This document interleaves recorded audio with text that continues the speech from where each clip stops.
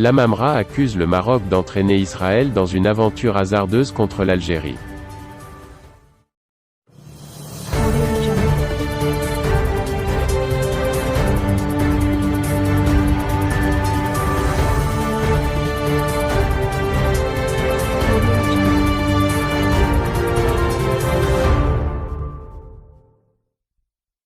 Après avoir confié à un haut responsable la mission de répliquer, sous couvert d'anonymat, aux déclarations de Yair Lapid, l'Algérie a décidé de réagir de manière officielle cette fois. Pour rappel, le vendredi 13 août à Casablanca, le ministre israélien des Affaires étrangères s'était montré préoccupé par le rôle de l'Algérie dans la région et sa proximité avec l'Iran. Ce dimanche, le département de l'Amamra a tenu dans un communiqué relayé par la presse algérienne à ménager le chef de la diplomatie israélienne pour concentrer sa charge sur son homologue marocain. La presse internationale a fait écho de certaines déclarations fallacieuses et malveillantes faites à partir du Maroc concernant l'Algérie et son rôle régional, ainsi que ses relations avec un pays tiers. Cette sortie intempestive, dont le véritable instigateur n'est autre que Nasser Bourita en sa qualité de ministre des Affaires étrangères du Royaume du Maroc, traduit une sourde volonté d'entraîner son nouvel allié moyen-oriental dans une aventure hasardeuse dirigée contre l'Algérie, ses valeurs et ses positions de principe, souligne le ministère algérien.